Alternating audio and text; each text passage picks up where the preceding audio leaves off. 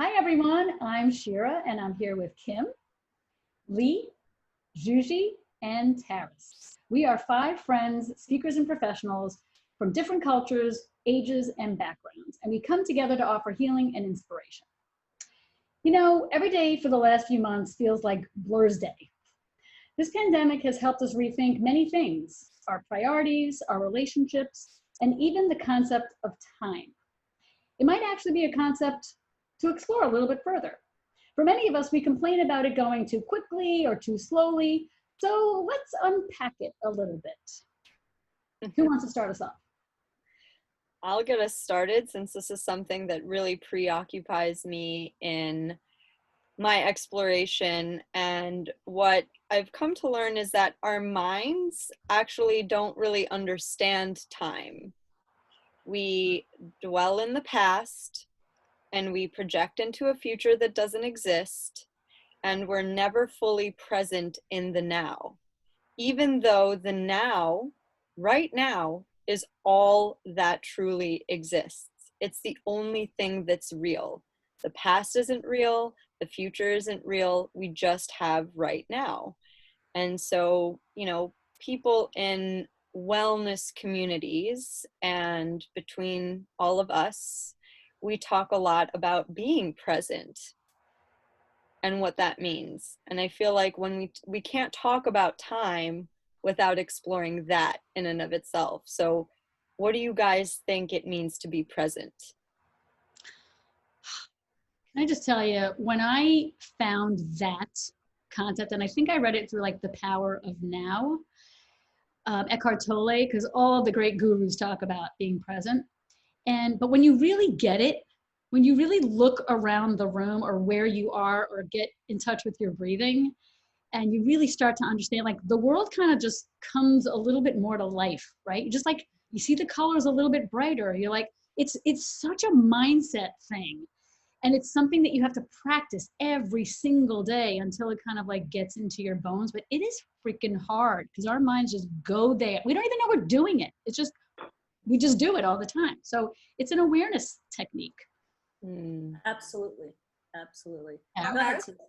Tell you the book that changed my life with time was The Power of Now. So I was in corporate America, right? And all I did was work. And it was like 12, 14-hour days. It was insane. And like, I just felt like I was missing something in my soul. And I was always stressed with time. I was late for everything. I couldn't have enough time with anything. And I just picked up The Power of Now, and that book changed my life.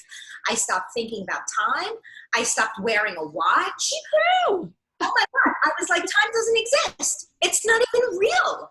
Like, it was one of the greatest eye-opening things that ever happened in my world.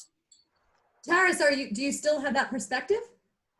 I do, and it's one of my books that I consider my Bibles. I sleep with it next to my bed, and whenever I feel like something's off and I need something, I open up the book to whatever page I need, and whatever's highlighted, because I've read it 5 times, the book, and what's ever highlighted is the message I need in that moment about time.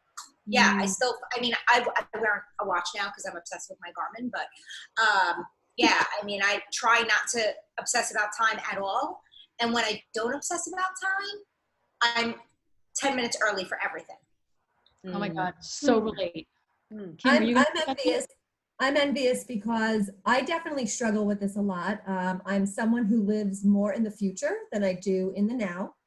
And it's interesting because I have a friend who's a hypnotherapist, and I don't know where he read this. I know that it's not like he created this, or, it's like been out there in books and everything, that apparently when you live in the past, it's a sign of depression. But when you live in the future, it's a sign of anxiety.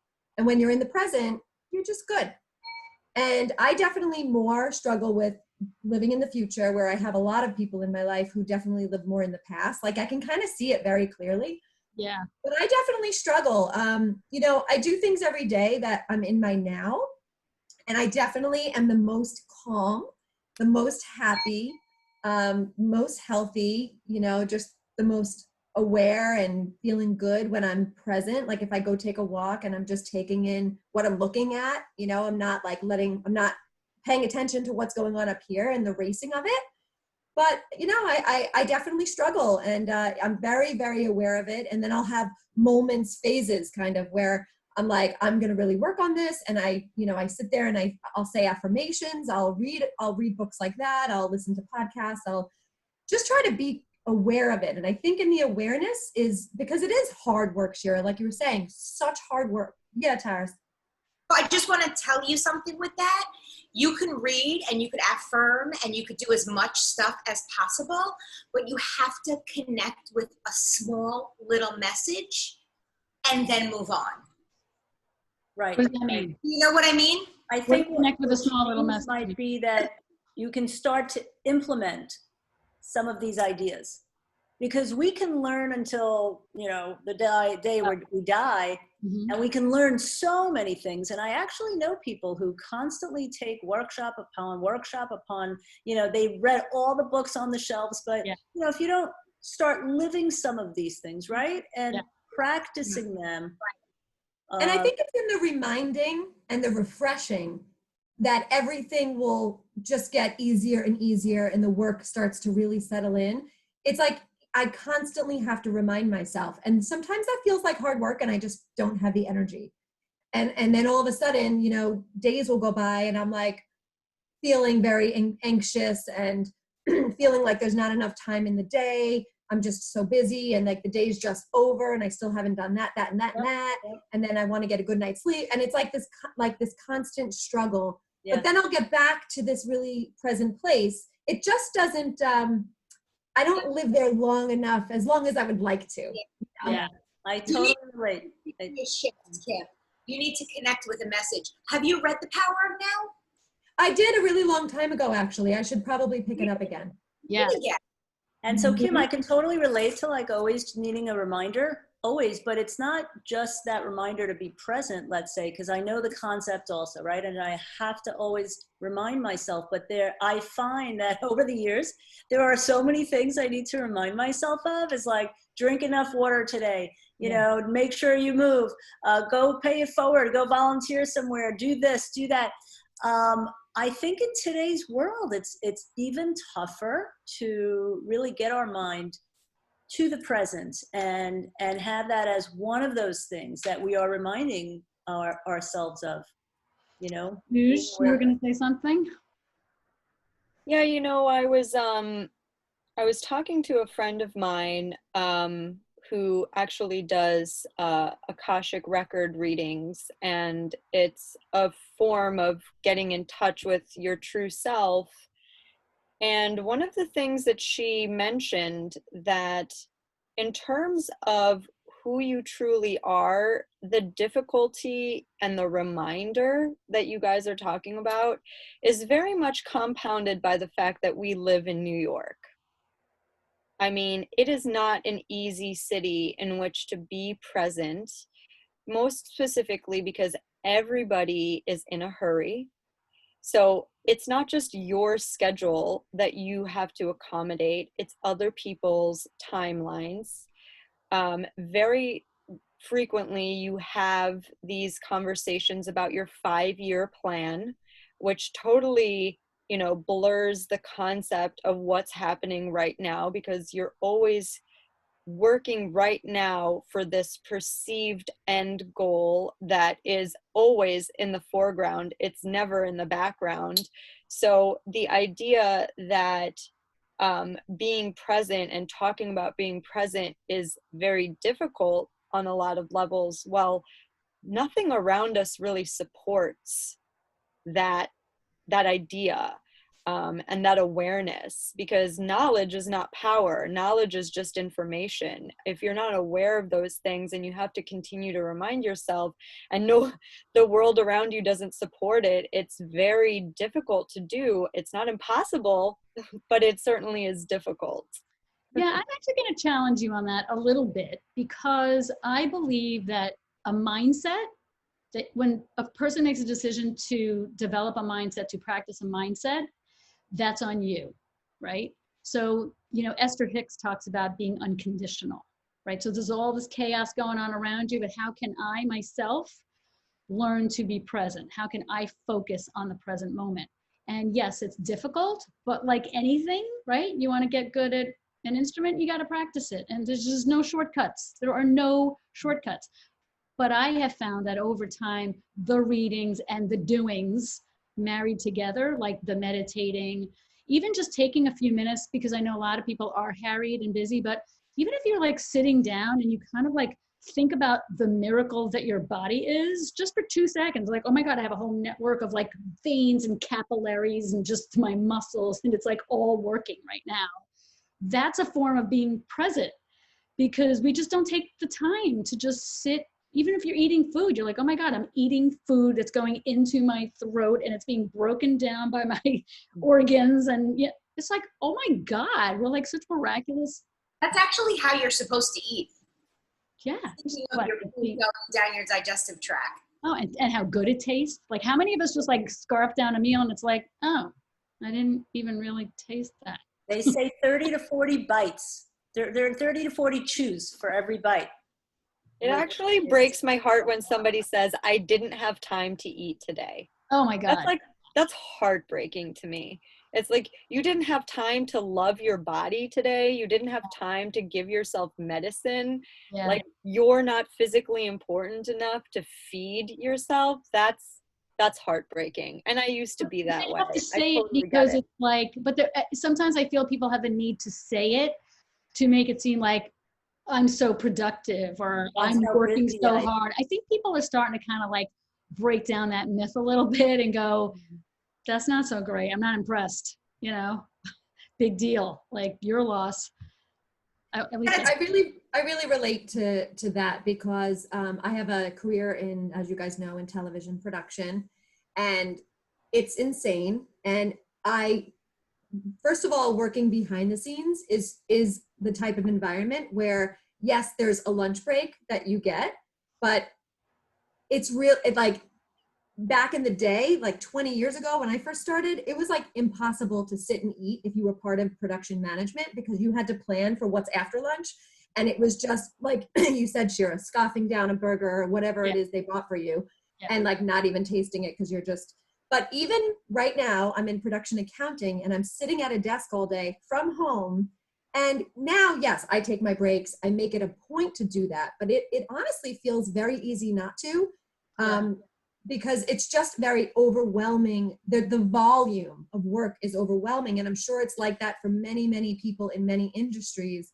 And it's more of like, it's just like a game that your mind is playing. Like, I think our egos are like, you don't have time. You don't have time. You don't have time for self-care. Because I know like my brain tells me that every single day. Yeah. And, and now I do make it a point, Taris, I totally got you, honey. I just want to say, I do make it a point to like always break for lunch now, always. I didn't do that the first 15, 20 years of my career. I never took a lunch break. And now I'm like, no, I have to. Like I have to go cook something and take a break, help my mom out, do whatever I need to do. Like I have to, like for my own sanity. Yeah. But there was so many years I didn't do that. Taris? Yeah, so it's interesting. I just wanted to add on that with everything that you're saying because I was there at one point and now I'm so far at the other end where I'm just like, oh, self-care. Yeah, I'm going to do this. Yeah, when I wake up, I need my nice 2 hours to like take care of my day. And then I'll get to work when I get to work. I have the luxury of making my own schedule. But like I'm so far at the other end now with time that if I ever do get jams up in my head about time, I just sit back and I laugh at myself and I go, there's that girl again. Yeah. So it's kind of like, there has to be a healthy balance because I think I'm a little bit too like lax. Maybe. Actually, Taris, that's a great idea. I'm gonna start doing that. The making fun of yourself a little bit because I have like some days I start work at 10 a.m. and I get up and I like by the time my husband gets out of the house, it's like close to 8.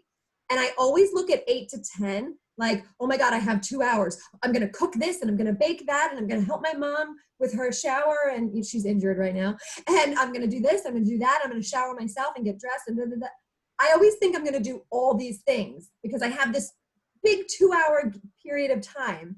And then it's over like that. And I'm like, I didn't get to do like half the things I wanted to do. So I always look at it like a negative, like there's not enough time. I only have 2 hours. So I'm going to start doing that. I'm going to start being like, there she is again. That like the perspective is like 2 hours isn't enough. But the fact that I get to do what I get to do in 2 hours is fantastic. And I get to that's if you remember. That's if you remember to remind yourself to tell yourself that.